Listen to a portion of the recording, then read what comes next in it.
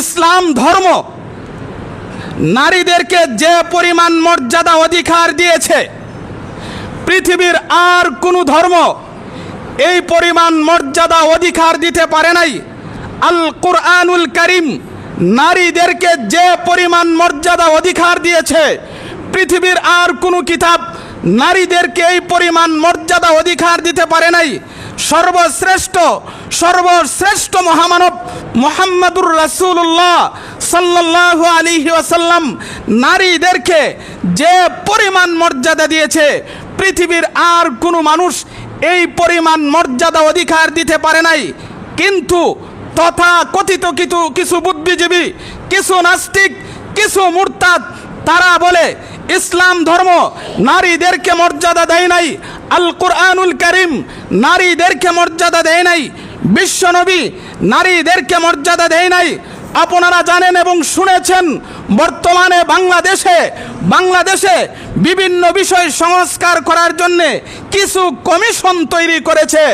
এর মধ্যে একটা কমিশন হলো নারী বিষয়ক সংস্কার কমিশন। নারী বিষয়ক সংস্কার কমিশন বর্তমান সরকারের কাছে অনেকগুলো প্রস্তাব রেখেছে, প্রতিবেদন তারা রেখেছে। যতগুলো প্রস্তাব রেখেছে অধিকাংশ প্রস্তাব কুরআন সুন্নাহ বিরোধী। এই জন্য হেফাজতে ইসলাম এবং বাংলাদেশের হক্কানি উলামায়ে কেরাম গর্জে উঠেছে, এই দেশে যতদিন মুসলমান থাকবে, মুসলমানের গায়ে রক্ত থাকবে, এই দেশে যতদিন হেফাজতে ইসলাম থাকবে, হক্কানি আলেম উলামা থাকবে, নারী বিষয়ক সংস্কার কমিশনের কোনো প্রস্তাব বাংলাদেশে বাস্তবায়ন হতে দেওয়া হবে না। সম্মানিত মুসল্লিয়ানি কিরাম, এলাকার সর্বস্তরের মুসলমান বাইসব, আজ জুমায় আলোচনা করার জন্যে আমি আপনাদের সামনে 22 নম্বর পারা সূরাতুল আহজাবের 32 নম্বর এবং 33 নম্বর আয়াতের একাংশ তিলাওয়াত করেছি। এই আয়াত সামনে রেখে আপনাদের সামনে কিছু আলোচনা করার ইচ্ছা করছি, আল্লাহ তাআলা যদি তৌফিক দান করেন। মাহতারাম হাজিরিন,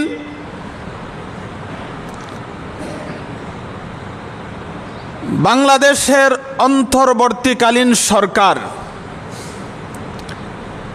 সংস্কারের কাজ শুরু করেছে এবং বিভিন্ন বিষয়ে সংস্কার করার জন্যে কতগুলি কমিশন তৈরি করেছে, প্রায় 11টা কমিশন তৈরি করেছে। এই কমিশনগুলোর মধ্যে একটি কমিশন হলো নারী বিষয়ক সংস্কার কমিশন। নারীদের বিষয়ে সংস্কার করার জন্য একটা কমিশন তৈরি করছে।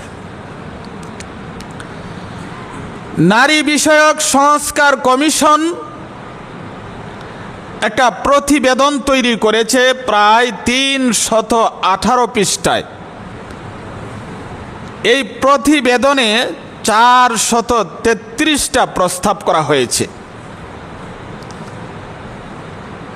এর মধ্যে মুঠা দাগে প্রায় 10টি প্রস্তাব আছে, যে প্রস্তাবগুলো সরাসরি কুরআন এবং সুন্নাহর বিরোধী।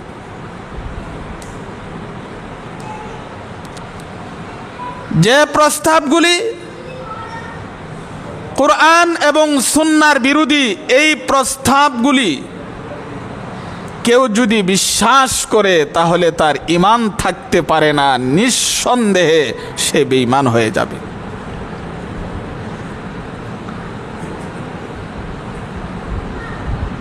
নারী বিষয়ক সংস্কার কমিশন যে প্রস্তাবগুলো করেছে, সেই প্রস্তাব বাতিলের দাবিতে, কমিশন বাতিলের দাবিতে আগামীকাল হেফাজতে ইসলাম বাংলাদেশ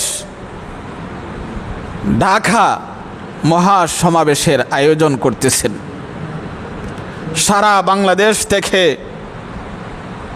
তাওহীদি জনতা মুসলমান উপস্থিত থাকবেন। কারণ এদেশে যতদিন মুসলমান আছে, হেফাজতে ইসলাম হক্কানি উলামায়ে কেরাম আছে, কোনো নাস্তিক মুরতাদ তাদের প্রস্তাব বাস্তবায়ন করতে দেওয়া হবে না ইনশাআল্লাহ। তো নারী বিষয়ক সংস্কার কমিশন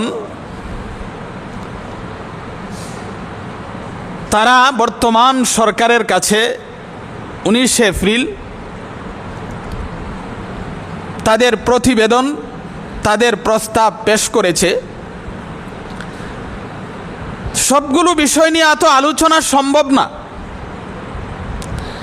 এর মধ্যে এক দুইটা নিয়ে আজ আমি আপনাদের সামনে আলোচনা করব, আল্লাহ তাআলা যদি তৌফিক দান করেন। এর মধ্যে তারা যে প্রস্তাবগুলো করেছে কোরআন এবং সুন্নাহ বিরোধী। এর মধ্যে একটি প্রস্তাব হলো মৃত বাবার সম্পত্তি ইসলামের বিধান মতে মৃত বাবার সম্পত্তি ছেলে যা পাবে মেয়ে তার অর্ধেক পাবে, কিন্তু তাদের প্রস্তাবের মধ্যে রয়েছে ছেলে মেয়ে সমান পাবে। এটা কোরআন এবং সুন্নাহ বিরোধী। যতগুলো প্রস্তাব তারা করেছে এর একটা প্রস্তাব হলো যৌনকর্মী যারা দেহ ব্যবসা করে এদেরকে বৈধতার সুযোগ দিতে হবে। যতগুলো প্রস্তাব করেছে এর মধ্যে একটা প্রস্তাব হলো একটা পুরুষ যেমন একাধিক বিয়ে করতে পারে, নারীও একাধিক বিয়ে বসার সুযোগ থাকবে। যতগুলো প্রস্তাব করেছে এর মধ্যে একটা প্রস্তাব হলো পুরুষের যেমন তালাক দেওয়ার অধিকার আছে, নারীরও তালাক দেওয়ার অধিকার থাকবে। এই প্রস্তাবগুলো সবগুলো প্রস্তাব নিয়ে এত আলোচনা সম্ভব না। এই প্রস্তাবগুলো সরাসরি কোরআনের বিরোধী, সরাসরি হাদিসের বিরোধী। সুতরাং যারা এই প্রস্তাবগুলি করেছে নিঃসন্দেহে তারা কাফের, তারা মুরতাদ, তারা মুসলমানের বাচ্চা হতে পারে না। আর এই প্রস্তাব বাংলাদেশেও বাস্তবায়ন হতে দেওয়া হবে না ইনশাআল্লাহ। তো মুহতারাম হাজিরিন, এই বিষয়টা আমি আলোচনার জন্য ধারাবাহিকভাবে আলোচনা করি, শুনেন।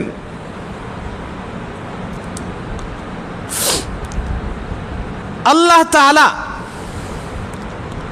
মহাকৌশলী আল্লাহ তাআলা মানুষকে নারী এবং পুরুষ দুই জাতিতে বিভক্ত করে সৃষ্টি করেছেন। শুধু মানুষই নয়, এই পৃথিবীতে যত প্রাণী আছে সমস্ত প্রাণীকে আল্লাহ দুই জাতিতে বিভক্ত করে সৃষ্টি করেছেন, নারী আর পুরুষ, নারী আর পুরুষ। এর পিছনে অনেক হিকমত রয়েছে, রহস্য রয়েছে।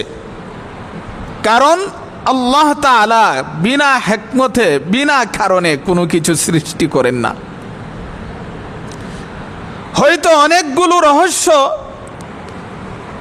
আমাদের কাছে উদ্ঘাটিত হয় না, কিছু কিছু রহস্য আমাদের কাছে উদ্ঘাটিত হয়। আল্লাহ তাআলা সমস্ত প্রাণীকে দুই জাতিতে, নারী এবং পুরুষ, এই দুই জাতিতে কেন বিভক্ত করে সৃষ্টি করেছেন এর বহু হিকমত, বহু রহস্য আছে। আমি আপনাদের সামনে কয়েকটা হিকমত, রহস্য তুলে ধরি, শুনেন। এক নম্বর রহস্য হলো আল্লাহ তাআলা যদি প্রাণীকে নারী এবং পুরুষ দুই জাতিতে বিভক্ত করে সৃষ্টি না করতেন, নারী এবং পুরুষ দুই জাতিতে বিভক্ত করে সৃষ্টি না করতেন, যৌবন না দিতেন, একজনের প্রতি আরেকজনের আকর্ষণ না দিতেন, তাহলে সন্তান জন্ম দেওয়ার কল্পনাও করতো না। মানুষ জাতি সন্তান জন্ম দিয়া লালন পালনের সেই ঝামেলা বুক করার কষ্টে তারা যাইতো না। আল্লাহ তাআলা সমস্ত প্রাণীকে নারী এবং পুরুষ দুই জাতিতে বিভক্ত করে সৃষ্টি করে যৌবন দিয়ে একজনের প্রতি আরেকজনের আকর্ষণ দিয়ে সন্তান জন্ম দেওয়ার ব্যবস্থা করে দিয়েছেন।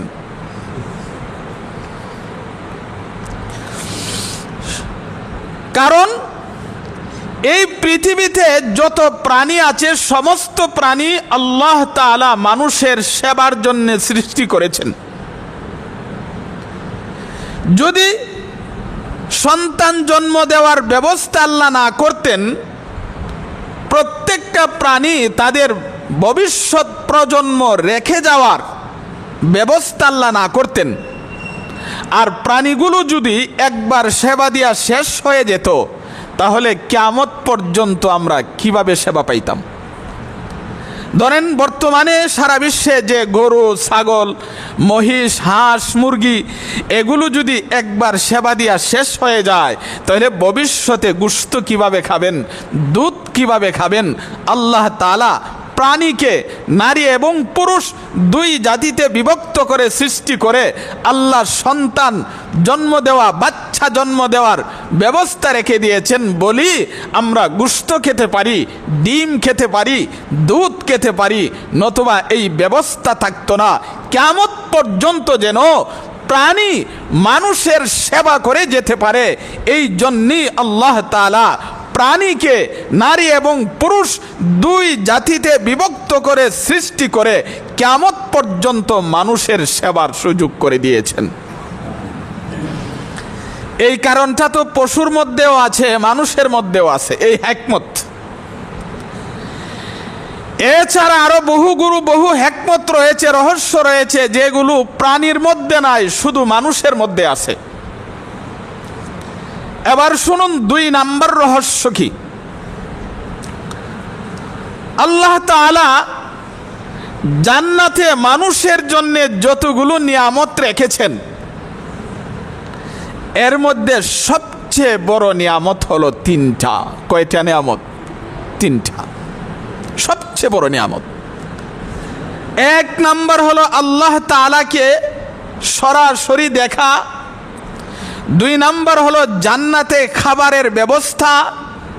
3 নাম্বার হলো জান্নাতে নারী পুরুষের ব্যবস্থা। আল্লাহ তাআলা জান্নাতে আল্লাহকে দেখার ব্যবস্থা রেখেছেন, দুনিয়াতেও দেখার একটা নমুনা রেখেছেন। দুনিয়াতে যদিও আল্লাহকে চর্মচোখে সরাসরি দেখা যায় না, কিন্তু মুশাহাদার মাধ্যমে, মুরাকাবার মাধ্যমে আল্লাহ তাআলার বিশেষ কিছু বান্দারা আল্লাহকে অন্তর চোখ দিয়া দেখতে পারে। আল্লাহকে জান্নাতে যেমনভাবে সরাসরি দেখার ব্যবস্থা রেখেছেন, দুনিয়াতেও একটা নমুনা রেখে দিয়েছেন। একটা নমুনা কি করছেন? জান্নাতে আল্লাহ তাআলা খাবারের ব্যবস্থা রাখছেন। জান্নাতে আল্লাহ তাআলা একটু খাবারের ব্যবস্থা রেখে দিয়েছেন, ঠিক তেমনিভাবে দুনিয়াতেও তার একটা নমুনা রাখছে। দুনিয়াতে যদি খাবারের আল্লাহ নমুনা না রাখতেন, তাহলে জান্নাতে খাবারের যে কি নিয়ামত সেটা মানুষ বুঝতে পারতো না। আমি যদি বলতাম যে জান্নাতে আল্লাহ তাআলা অনেকগুলো খাবারের ব্যবস্থা রাখছেন, বুঝতেন না, কেন খাবার তো বুঝিনি না। এই জন্যে আল্লাহ দুনিয়াতে একটা নমুনা রাখছে যেন জান্নাতের খাবারের সেই নিয়ামত ভালো করে বুঝতে পারেন। ঠিক তেমনিভাবে জান্নাতে আল্লাহ তাআলা নারী পুরুষের ব্যবস্থা রেখে দিয়েছেন। জান্নাতে আল্লাহ তাআলা এমন নারীর ব্যবস্থা রেখে দিয়েছেন, এক একটা পুরুষের জন্য 70টা নারী। যে নারীর কোনো হায়েজ নাই, যার কোনো নেফাজ নাই, যার কোনো পেশাব পায়খানা নাই, যার শরীরে কোনো গন্ধ নাই, আল্লাহ তাআলা এত সুন্দর করে বানিয়েছেন। একটা জান্নাতের নারী যদি তার একটা আঙ্গুল প্রকাশ করে দুনিয়াতে চন্দ্র সূর্যের আর প্রয়োজন হবে না। একটা নারী যদি দুনিয়াতে তুতু নিক্ষেপ করে দুনিয়ার সমস্ত পানির শরবতে পরিণত হয়ে যাবে। আল্লাহ এত বড় বড় নিয়ামত জান্নাতে রেখেছেন, এর মধ্যে একটা হলো নারী পুরুষের মিলন। আল্লাহ তাআলা দুনিয়াতেও একটা নমুনা রেখেছেন।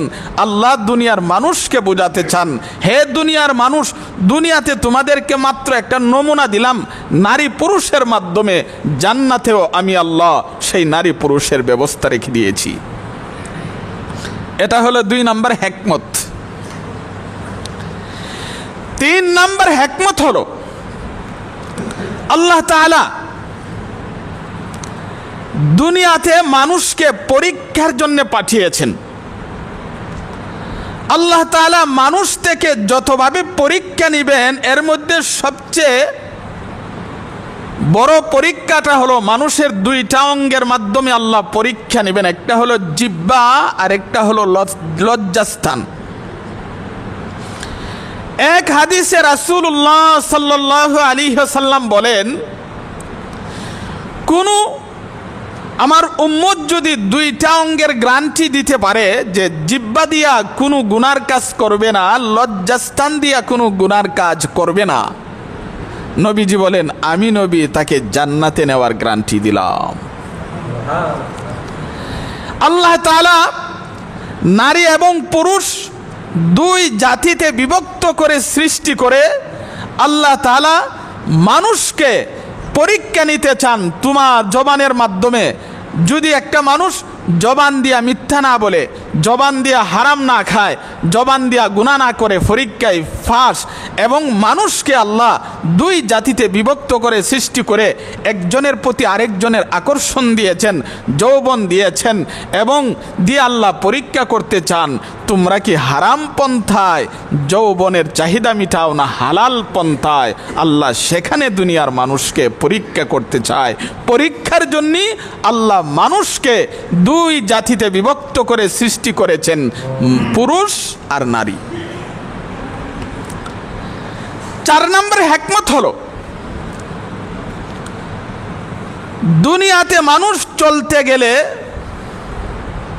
বহু দায়িত্ব পালন করতে হবে, বহু দায়িত্ব পালন করতে হবে, আর একা সবগুলো দায়িত্ব পালন করা সম্ভব না। আল্লাহ তাআলা মানুষ জাতিকে 2 জাতিতে বিভক্ত করে, নারী এবং পুরুষ 2 জাতিতে বিভক্ত করে দুনিয়ার কাজকে বন্টন করে দিয়েছেন। কিছু কাজ হলো ঘরোয়া পরিবেশে, কিছু কাজ হলো বাহিরের। আল্লাহ তাআলা পুরুষকে দিয়েছেন বাহিরের কাজের দায়িত্ব, নারীকে দিয়েছেন ঘরের ভিতরের কাজের দায়িত্ব। মহিলারা করবে ঘরের ভিতরের কাজের দায়িত্ব, আর পুরুষেরা করবে বাহিরের কাজের দায়িত্ব।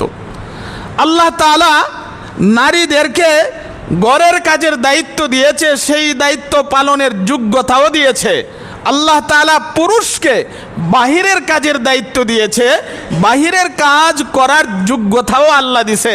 যেমন আল্লাহ তাআলা সৃষ্টিগতভাবেই নারীদেরকে কিছু দায়িত্ব দিয়েছে। এর মধ্যে একটা দায়িত্ব হলো প্রতি মাসে মাসিক হওয়ার যে ঝামেলা, এই ঝামেলাটা আল্লাহ নারীদেরকে দিয়েছে। যেমন সন্তান গর্ভে ধারণ করার যে ঝামেলা, যে এটা দায়িত্বটা আল্লাহ তাআলা নারীদেরকে দিয়েছে। সন্তান প্রসবের যে কষ্ট, সেই কষ্ট ভোগ করার দায়িত্ব আল্লাহ নারীদেরকে দিয়েছে। সন্তান জন্ম হওয়ার পরে সন্তানকে লালন পালন করার দায়িত্ব আল্লাহ তাআলা নারীকে দিয়েছেন।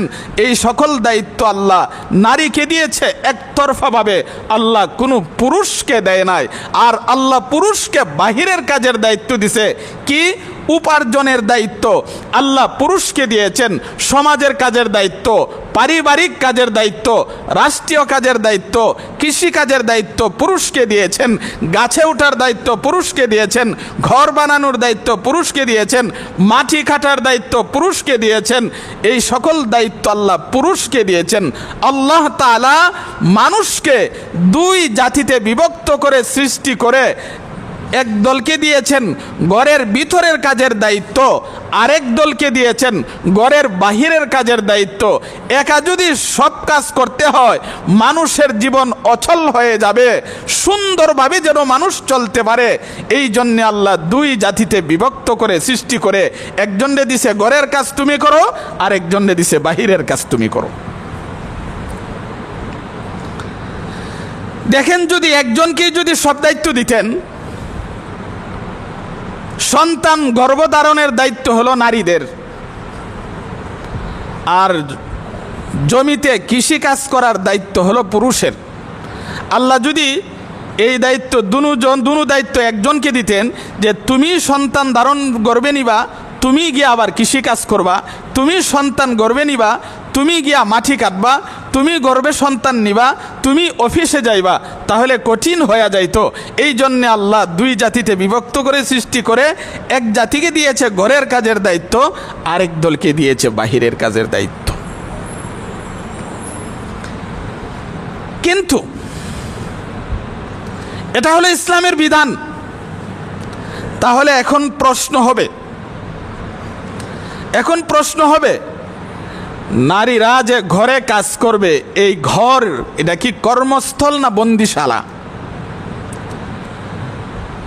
কিছু তথাকথিত নাস্তিক মুরতাদ এবং বুদ্ধিজীবী তারা বলে মুসলমানরা নারীদেরকে ঘরে আবদ্ধ করে বন্দিশালা করে রাখতে চায়। তাহলে বুঝার দরকার ঘর নারীদের জন্য কর্মস্থল না বন্দিশালা। যারা স্কুল কলেজ ভার্সিটিতে লেখাপড়া করে, স্কুল কলেজ ভার্সিটি এটা কি তাদের জন্য বন্দিশালা না কর্মস্থল? কর্মস্থল। যারা দোকানে ব্যবসা করে, দোকানটা কি তাদের জন্য বন্দিশালা না কর্মস্থল? কর্মস্থল। পুরুষ অফিসে কাজ করে, অফিসটা কি তার জন্য বন্দিশালা না কর্মস্থল? কর্মস্থল। ও যদি স্কুলটা বন্দিশালা না হয়, দোকান যদি বন্দিশালা না হয়, আর যদি অফিস বন্দিশালা না হয়, তাহলে মহিলাদের ঘরও এটা বন্দিশালা নয়, কর্মস্থল। কিন্তু একদল বুদ্ধিজীবী এরা বলে ইসলাম ধর্ম নারীদেরকে বন্দিশালা করে রাখতে চায়, দেয়ালের ভিতরে আবদ্ধ করে রাখতে চায়, সুতরাং ইসলাম ধর্ম নারীদেরকে মর্যাদা দেয় নাই। এই স্লোগান দিয়া তারা আমাদের মুসলমান নারীদেরকে ঘর থেকে বের করতে চায়। তাহলে মহিলারা সব সময় কি তারা ঘরের ভিতরেই থাকবে? তারা কি ঘর থেকে বের হতে পারবে না? স্কুল কলেজ ভার্সিটিতে যারা লেখাপড়া করে তারা কি 24 ঘন্টা স্কুলেই থাকে না স্কুল থেকে বের হয়? যারা দোকানে ব্যবসা করে তারা কি সবসময় দোকানেই থাকে, দোকান থেকে কোথাও যায় না? যায়। যারা অফিসে কাজ করে তারা কি সবসময় অফিসই থাকে, অফিস থেকে কোথাও যায় না? যায়। ঠিক তেমনিভাবে মহিলারাও 24 ঘন্টা ঘরে থাকবে এই কথা ইসলাম বলে না। প্রয়োজন হলে যেখানে মনে চায় সেখানে যেতে পারবে, কিন্তু প্রয়োজন বুঝতে হবে।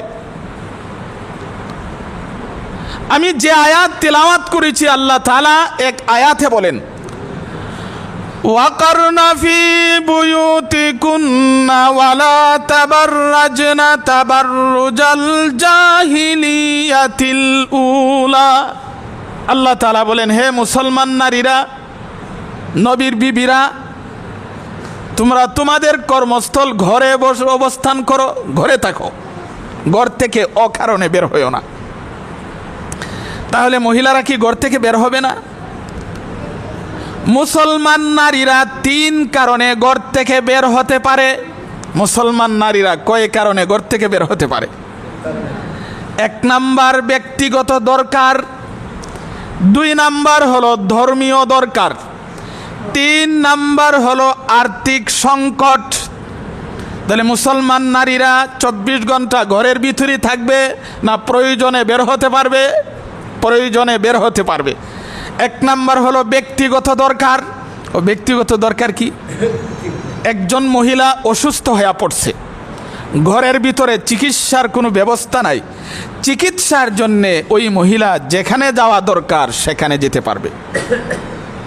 একজন মহিলা তার আপন বাবাকে দেখতে চায়, আপন মাকে দেখতে চায়, আপন চাচাকে দেখতে চায়, আপন ভাই বোনকে দেখতে চায়, যেখানে মা, যেখানে বাবা, যেখানে চাচা, যেখানে মামা, তাকে সেখানে গিয়া তাদের সাথে সাক্ষাৎ করতে পারবে। ইসলামে কোনো বাধা দেয় নাই।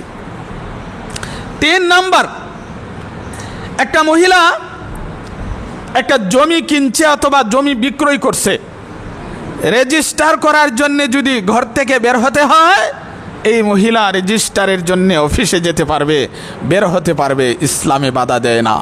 এটা হলো ব্যক্তিগত প্রয়োজন। তাহলে মহিলারা কয় কারণে ঘর থেকে বের হতে পারে? 3 কারণে। এর মধ্যে একটা কারণ হলো ব্যক্তিগত দরকার, 2 নাম্বার হলো ধর্মীয় দরকার। ধর্মীয় দরকার কি? কোনো মহিলার উপরে যদি হজ ফরজ হয়, তাহলে হজে যাওয়ার জন্য মহিলা বের হতে পারবে না। ঘরের মধ্যে হজ হইব? দিন শিখার জন্যে, দিন শিখার জন্যে ঘরে যদি দিন শিখার ব্যবস্থা না থাকে, যেখানে দিন শিখার ব্যবস্থা আছে মহিলা সেই জায়গায় যেতে পারবে। ঘরের ভিতরে যদি ওয়াজ নসিহত শোনার ব্যবস্থা না থাকে, ওয়াজ নসিহতের ব্যবস্থা যেখানে আছে সেখানে গিয়া মহিলা ওয়াজ নসিহত শুনতে পারবে। এই হলো 2 নাম্বার কারণ। 1 নাম্বার হলো ব্যক্তিগত কারণে মুসলমান নারীরা ঘর থেকে বের হতে পারে। 2 নাম্বার হলো ধর্মীয় কারণে মহিলারা ঘর থেকে বের হতে পারে। 3 নাম্বার হলো আর্থিক সংকট। এর আগে কথা একটা বুঝতে হবে, 4 প্রকারের মানুষকে বিনা শ্রমে, বিনা মেহনতে বাধা দিয়া লালন পালন করা সরকারের দায়িত্ব। কয় প্রকার মানুষকে? 4 প্রকার মানুষকে। 1 নাম্বার হলো অসহায় শিশু, যে শিশুর বাবা নাই, মা নাই, লালন পালনের কেউ নাই, এই অসহায় শিশুকে লালন পালন করবে সরকার। 2 নাম্বার অসহায় যুবক, যে যুবক পঙ্গু হয়ে গেছে, প্যারালাইসিস হয়া অথবা কোনো দুর্ঘটনাবশত পঙ্গু হয়ে গেছে, এই যুবককে, অসহায় যুবককে বাধা দিয়া লালন পালন করা সরকারের দায়িত্ব। 3 নাম্বার অসহায় বৃদ্ধ, যে বৃদ্ধ তার কোনো লালন পালনের ব্যবস্থা নাই, কেউ নাই, তাকেও লালন পালন করবে সরকারে। 3 নাম্বার অসহায় নারী, যে নারীকে লালন পালন করার কেউ নাই, অসহায় নারীকে লালন পালন করবে সরকার। কিন্তু সরকারে যদি লালন পালন না করে, এই নারী তো খেতে হবে, এই নারী তো পড়তে হবে। যদি সরকারে তার লালন পালনের ব্যবস্থা না করে, এই অসহায় নারী তার জীবিকার জন্যে ঘর থেকে বের হতে পারবে। তাহলে মুসলমান নারীরা 24 ঘন্টাই ঘরের ভিতরে থাকবে না? ঘর থেকে বের হওয়ারও অনুমতি আছে, কিন্তু কারণ লাগবে। কারণ ছাড়া বের হতে পারবে না। অসভ্য জাতি ইহুদি খ্রিস্টানের নারীরা, তারা যখন ঘর থেকে বের হয়, স্বামীকেও বলে না, মা বাবাকেও বলে না, তাদের দাবি আমার মনে চাইছে আমি বের হব, মনে চাইছে তো বের হবে, মনে চাইছে তো যেখানে মনে চায় সেখানে যাবে, সেখানে গিয়া ঘোরাফেরা করবে। ইসলাম ধর্ম বলে না, এইভাবে মুসলমান নারী বের হতে পারে না। মুসলমান নারী ঘর থেকে বের হতে হলে তার কারণ থাকতে হবে। ইসলামে তাকে যেই কারণগুলো দিয়েছে, এই কারণগুলো থাকলেই একজন মুসলমান নারী ঘর থেকে বের হওয়ার অনুমতি আছে। তো মুহতারাম হাজিরিন, আল্লাহ তাআলা মানুষকে 2 জাতিতে বিভক্ত করে সৃষ্টি করেছেন, নারী আর পুরুষ। নারীকে আল্লাহ তাআলা দিয়েছেন ঘরের কাজের দায়িত্ব, আর পুরুষকে দিয়েছেন ঘরের বাহিরের কাজের দায়িত্ব। কিন্তু ইহুদি খ্রিস্টান আর কিছু বুদ্ধিজীবী আছে তথা কথিত, এরা বলে না, এটা হতে পারে না। ইসলাম ধর্মে নারীদেরকে মর্যাদা দেয় নাই, ইসলাম ধর্মে বৈষম্য করেছে। সুতরাং পুরুষ যেমনভাবে জমিতে গিয়া কাজ করার অধিকার আছে, নারীরাও গিয়া কাজ করার অধিকার থাকবে। পুরুষ যেমন গাড়ি চালায়, নারীরাও গাড়ি চালাবে। পুরুষ যেমন অফিসে যাওয়ার অধিকার আছে, নারীরাও অফিসে যাওয়ার অধিকার থাকবে।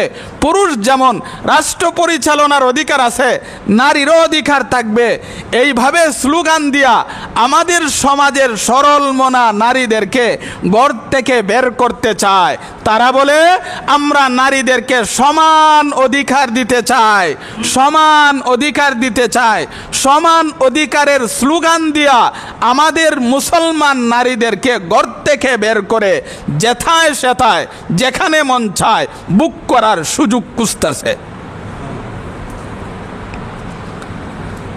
মাহতারম হাজিরিন, এই যে তারা বলে সমান অধিকার, সমান অধিকার, এখানে দুইটা শব্দ সমান আর অধিকার, দুটার মধ্যে বাটফারি আছে। সমান অধিকার দুটার মধ্যে বাটফারি। এক নাম্বার, তারা দিতে চায় অতিরিক্ত, দেয় অতিরিক্ত আর বলে দিতে চায় সমান, দেয় দায়িত্ব আর বলে দিতে চায় অধিকার। এটা একটা উদাহরণ না দিলে বুঝতেন না। ইসলামের বিধান মতে কোনো বাবার যদি 2 জন ছেলে থাকে আর বাবা যদি মারা যায়, বাবার সম্পদ দুনো ছেলে সমান পাবে, দুনো ছেলে সমান পাবে। ধরেন এক ছেলের বয়স হইল 10, আর এক ছেলের বয়স হইল 30, আর এক ছেলের বয়স হইল কত? 10 বছরের ছেলে যেই পরিমাণ পাইব, 30 বছরের ছেলেও এই পরিমাণই পাইব। এটা ইসলামের বিধান। ছেলে হইলে সমান। এক বাবার 2 ছেলে ছিল, এক ছেলের বয়স হইল 10 বছর আর এক ছেলের বয়স হইল 30 বছর। একদিন বাবা দুনো ছেলেরে বাজারে পাঠাইছে। বাজারে পাঠানোর সময় ছোট ছেলের হাতে দিছে বাজারের খালি ব্যাগ, তেল আনার বোতল, কেরাসিন আনার দাম, আর বড় ছেলের মাথায় 20 কেজি একটা চাউলের বস্তা দিছে। দিয়া বলছে এই চাউল বিক্রয় কইরা তেল আনবে, মাছ আনবে, বাজার হাজার খইরা আনবে। এইভাবে তাদেরকে বুঝায়া দুনো ছেলের বাজারে পাঠাইছে। এবার রাস্তায় গিয়া বড় ভাই ছোট ভাই রে কয়, এ ছোট ভাই, কি তুই জানোস নি একটা কথা? কি কথা? কোরআনের বিধান হইল তুই বাবার সম্পত্তি যতটুক পাইবে আমিও এতটুক, সমান সমান দুইজনে। এই কথাটা জানোস নি? হ্যাঁ জানি। আমি তো তোরে সমান দিতে চাই, কিন্তু বাবা তো তোরে সমান দিতে চায় না, তোরে ঠগাই তো চায়। ছোট ভাইয়া কয় এটা আবার কেমনে? আর এটা কেমনে শুন। আমারে দিছে বাবা 30 কেজি চাউলের বস্তা, 20 কেজি চাউলের বস্তা, আর তোরে দিছে একটা খালি ব্যাগ, খালি দাম, খালি বোতল। আমারে যে চাউলের বস্তা দিছে এটা যদি বাজারও নিয়ে বিক্রয় করি কমপক্ষে 1000 টাকা পাইব। তুই যদি এটা বিক্রয় করো খালি ব্যাগ খালি বোতল, কত টাকা আর পাইবে? দেখ বাবা এখানেই কিন্তু সমান করছে না, বেশ কম করছে। তো ছোট ভাই আর কি বুঝে, ছোট ভাই কয় তাহলে কি করা দরকার? কয়েক কাজ কর, আরেকটা খালি ব্যাগ লো, খালি বস্তা লো। তো আরেকটা খালি বস্তা লইছে, চাউলটা 2 ভাগ করছে, 10 কেজি 10 কেজি কইরা কইরা ছোট ভাইয়ের মাথাত দিছে 10 কেজি, বড় ভাইয়ের মাথাত লইছে 10 কেজি, লয় আবার রওনা করছে।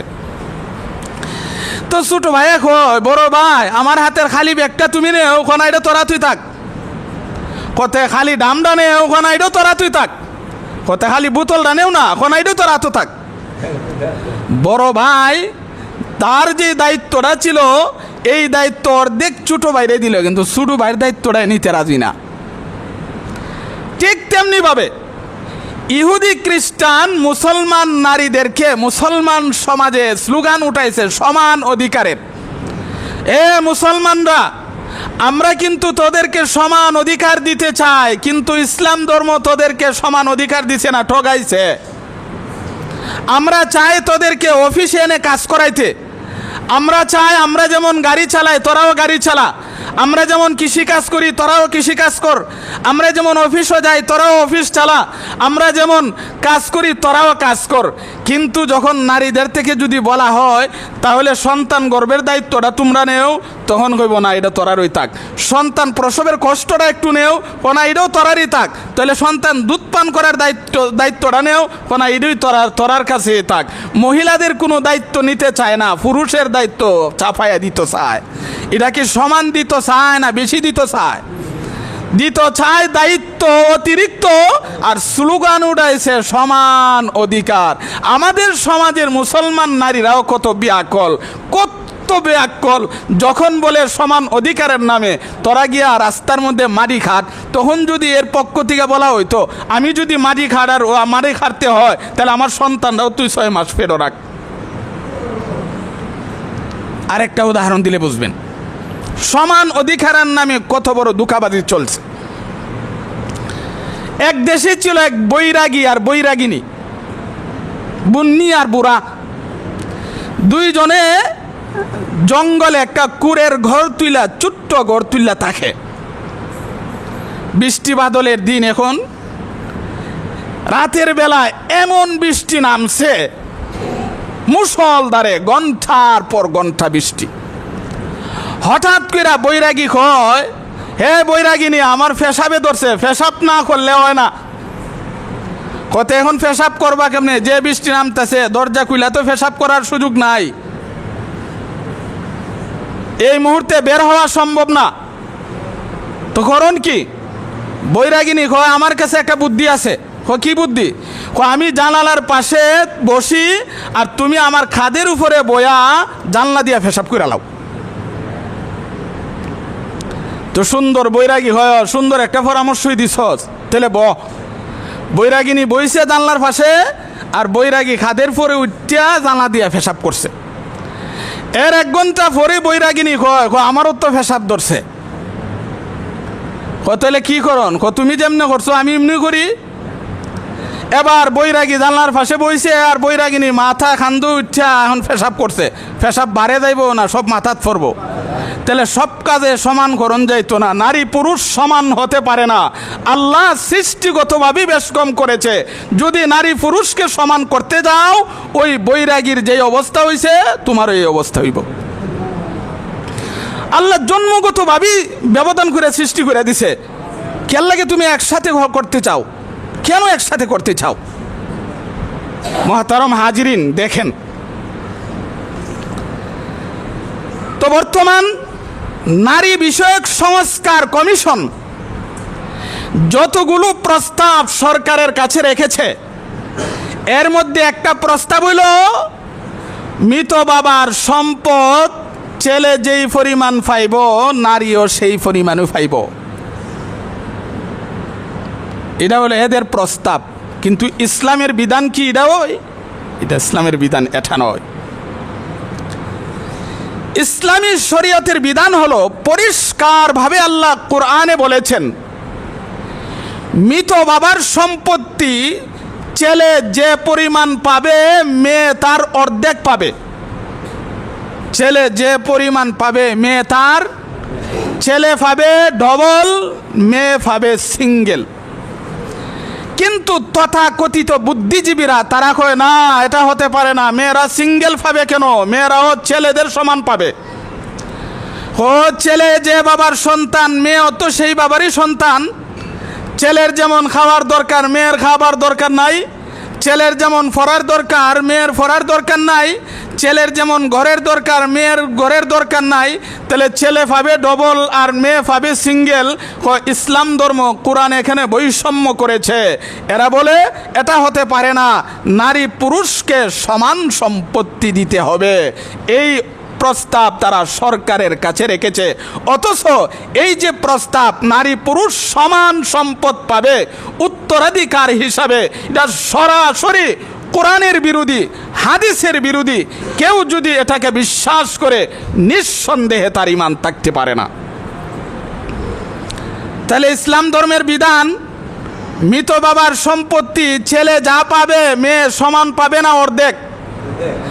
যদিও আমরা এখানে দেখতেছি ছেলে ডবল মেয়ে সিঙ্গেল, কিন্তু একটু বিশ্লেষণ করলে বুঝবেন মেয়ে সিঙ্গেল ফায়া ওই বেশি পাইছে, ছেলে ডবল ফায়া কম পাইছে। দেখেন আমি এক দুইটা উদাহরণ দিলে বুঝবেন। এক গ্রামে ছিল এক মূর্খ বাবা, এক গ্রামে ছিল এক মূর্খ বাবা, তার সন্তানদের লেখাপড়ার জন্য স্কুলে পাঠাইছে। সন্তান লেখাপড়া করে প্রথম শ্রেণী, দ্বিতীয় শ্রেণী, তৃতীয় শ্রেণী, চতুর্থ শ্রেণী, পঞ্চম শ্রেণী থেকে পরীক্ষা দিছে। পরীক্ষা দিয়া বৃত্তি পরীক্ষা দিয়া 1 নম্বরে পাস করছে। পরীক্ষার ফলাফলের দিন বাবা ছেলের জিঙ্গা, কিরে ছেলে কয় নম্বরে পাস করছস? আব্বা 1 নম্বরে পাস করছি। এবার মূর্খ বাবা কয়, কিরে বাবা তুই করলি কি? পাশের বাড়ির সন্তান তোর সাথে লেখাপড়া কইরা এ হইছে 10 নাম্বার আর তুই হইলে 1 নাম্বার, তুই এত কম পাইলে কেমনে? আচ্ছা এই মূর্খ বাবারে কেমনে বুঝাইবেন পরীক্ষার নাম্বারের ক্ষেত্রে 10-এর চাইতে 1 বেশি?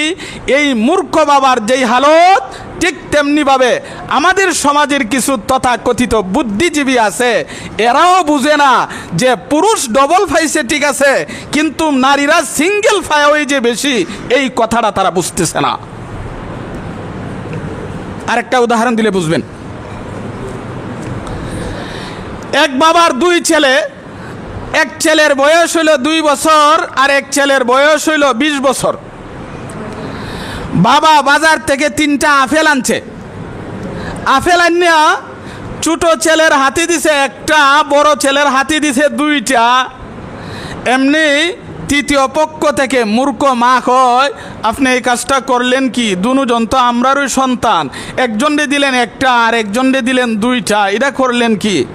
এটা হয় নাই। এই মূর্খ মারে কেমনে বুঝাইবেন ছোট সন্তানের জন্য 1টা আপেলই বেশি, কারণ 1টা খাওয়ার যোগ্যতা তার নাই। আর বড় ছেলের জন্য 2টাই কম, কারণ তার 2টার চাইতে বেশি খাওয়ার যোগ্যতা আছে। ঠিক তেমনিভাবে নারীদেরকে আল্লাহ সিঙ্গেল দিয়েছেন, কিন্তু সিঙ্গেল হলেও তার সিঙ্গেলটাও বেশি, এটা খরচ করার কোনো খাত নাই। আর পুরুষে ডবল পাইলেও এটা তার জন্যে কম, কারণ তার বহু খরচের খাত রয়েছে। দেখেন কিভাবে ইসলামের বিধান মতে যদি কোনো বাবার ঘরে ছেলে সন্তান জন্ম হয়, এই ছেলে সন্তানকে লালন পালন করা বাবার কতদিন দায়িত্ব? যতদিন সাবালক না হয়, যতদিন নাবালক থাকে। বালেগ হওয়ার পরে বাবার আর দায়িত্ব থাকে না, ছেলের নিজের উপরই ভরণ পোষণের দায়িত্ব এসে যায়। এই ছেলে যখন বিয়া করে, বোর স্ত্রীর ভরণ পোষণের দায়িত্ব ওই ছেলের বাবার না নিজের। এই ছেলে তার ঘরে যখন সন্তান আদি জন্ম হয়, ছেলে মেয়ের ভরণ পোষণের দায়িত্ব তার নিজের। তাহলে বাবার সম্পত্তি থেকে উত্তরাধিকারী হিসাবে যা পাইলো তার নিজের ভরণ পোষণে খরচ করলো, বিবির ভরণ পোষণে খরচ করলো, সন্তান আদির ভরণ পোষণে খরচ করলো। কয় খাতে খরচ করলো? 3 খাতে। আর মেয়ে সন্তান যদি জন্ম হয়, তাহলে মেয়েকে লালন পালন করা বিয়া পর্যন্ত বাবার দায়িত্ব, বিয়ার পরে মরণ পর্যন্ত স্বামীর দায়িত্ব। তাহলে মেয়ের নিজেরও ভরণ পোষণের দায়িত্ব নাই, স্বামীরও ভরণ পোষণের দায়িত্ব নাই, সন্তানাদিরও ভরণ পোষণের দায়িত্ব নাই। বাবার সম্পত্তি যা পাইলো নিজের ভরণ পোষণেও খরচ করলো না, স্বামীর ভরণ পোষণেও খরচ করলো না, সন্তানাদির ভরণ পোষণেও খরচ করলো না, সবটা ওই রয়া গেল। ছেলে 3 খাতে খরচ করে কিচ্ছু রইল না, মেয়ে সিঙ্গেল ফায়াও কোনো খাত নাই, সবটাই রয়া গেল। এবার বলেন ছেলে বেশি পাইলো ডবল ফায়া না সিঙ্গেল ফায়া মেয়ে বেশি পাইলো? ধরেন এক বাবা 1.5 লক্ষ টাকা রেখে মারা গেল। মারা যাওয়ার পরে ছেলে পাইলো 1 লাখ, মেয়ে পাইলো 50,000। কিন্তু ছেলে 1 লক্ষ টাকা পায়া নিজের ভরণ পোষণে খরচ করলো, স্ত্রীর ভরণ পোষণে খরচ করলো, এরপরে সন্তান আদির ভরণ পোষণে খরচ করলো। ধরেন নিজের ভরণ পোষণে খরচ করলো 50,000, স্ত্রীর ভরণ পোষণে খরচ করলো 50,000, ছেলে মেয়ের ভরণ পোষণে খরচ করলো আরও 50,000, পাইছিল 1 লাখ, খরচ হয়েছে কতটুক? আরও রয়েছে না আরও শর্ট পড়ছে? আর মেয়ে পাইছে 50,000, নিজেরও খরচ নাই, বিয়া পর্যন্ত বাবা দেখছে, বিয়ার পর মরণ পর্যন্ত স্বামী দেখছে। এই যে 50,000 পাইল, কোনো খরচের খাত নাই, 50-এর 50 রয়ে গেল। ছেলে 1 লাখ পায়া 50 শর্ট পড়লো, মেয়ে 50 হয়া 50 রয়ে গেল। এই কথা কিভাবে সমাজের মূর্খ বুদ্ধিজীবীদেরকে বুঝাবেন? মহতারাম হাজিরিন, ইসলামের যে বিধান, এর চাইতে সুন্দর আর কোনো বিধান হতে পারে না। ইসলামের যে বিধান, এর চাইতে সুন্দর কোনো আইন হতে পারে না। তাহলে আজ আমরা আলোচনার সারসংক্ষেপ হলো, ইসলাম ধর্ম নারীদেরকে যে পরিমাণ মর্যাদা অধিকার দিয়েছে, পৃথিবীর আর কোনো ধর্ম এই পরিমাণ মর্যাদা অধিকার দিতে পারে নাই। আল কুরআনুল কারীম নারীদেরকে যে পরিমাণ মর্যাদা অধিকার দিয়েছে, পৃথিবীর আর কোনো কিতাব নারীদেরকে এই পরিমাণ মর্যাদা অধিকার দিতে পারে নাই। সর্বশ্রেষ্ঠ মহামানব মুহাম্মাদুর রাসূলুল্লাহ সাল্লাল্লাহু আলাইহি ওয়াসাল্লাম নারীদেরকে যে পরিমাণ মর্যাদা দিয়েছে, পৃথিবীর আর কোনো মানুষ এই পরিমাণ মর্যাদা অধিকার দিতে পারে নাই। কিন্তু তথা কথিত কিছু বুদ্ধিজীবী, কিছু নাস্তিক, কিছু মুরতাদ, তারা বলে ইসলাম ধর্ম নারীদেরকে মর্যাদা দেয় নাই, আল কুরআনুল কারীম নারীদেরকে মর্যাদা দেয় নাই, বিশ্বনবী নারীদেরকে মর্যাদা দেয় নাই। আপনারা জানেন এবং শুনেছেন, বর্তমানে বাংলাদেশে বিভিন্ন বিষয় সংস্কার করার জন্যে কিছু কমিশন তৈরি করেছে। এর মধ্যে একটা কমিশন হলো নারী বিষয়ক সংস্কার কমিশন। নারী বিষয়ক সংস্কার কমিশন বর্তমান সরকারের কাছে অনেকগুলো প্রস্তাব রেখেছে, প্রতিবেদন তারা রেখেছে। যতগুলো প্রস্তাব রেখেছে, অধিকাংশ প্রস্তাব কুরআন সুন্নাহ বিরোধী। এই জন্য হেফাজতে ইসলাম এবং বাংলাদেশের হক্কানি উলামায়ে কেরাম গর্জে উঠেছে, এই দেশে যতদিন মুসলমান থাকবে, মুসলমানের গায়ে রক্ত থাকবে, এই দেশে যতদিন হেফাজতে ইসলাম থাকবে, হক্কানি আলেম উলামা থাকবে, নারী বিষয়ক সংস্কার কমিশনের কোনো প্রস্তাব বাংলাদেশে বাস্তবায়ন হতে দেওয়া হবে না ইনশাআল্লাহ। এই জন্যে আগামীকাল হেফাজতে ইসলাম বাংলাদেশ ঢাকায় মহাসমাবেশ ডেকেছে। কোন বিষয়ে? প্রায় অনেকগুলো বিষয়ে। এর মধ্যে একটা হলো বাংলাদেশে নারী বিষয়ক সংস্কার কমিশন যেগুলো কোরআন সুন্নাহ বিরোধী প্রস্তাবগুলো রেখেছে, সব প্রস্তাব বাতিল করতে হবে। এই কমিশন বাতিল করতে হবে। যারা এই প্রস্তাব রেখেছে তারা মুসলমান নয়, তারা নাস্তিক, তারা মুরতাদ। এই জন্য মুসলমান গর্জে ওঠার সময় হয়েছে। এটা আমাদের বিশ্বাস, আমাদের ইয়াকিন, বাংলাদেশে এই সমস্ত প্রস্তাব বাস্তবায়ন হতে দেওয়া হবে না ইনশাআল্লাহ।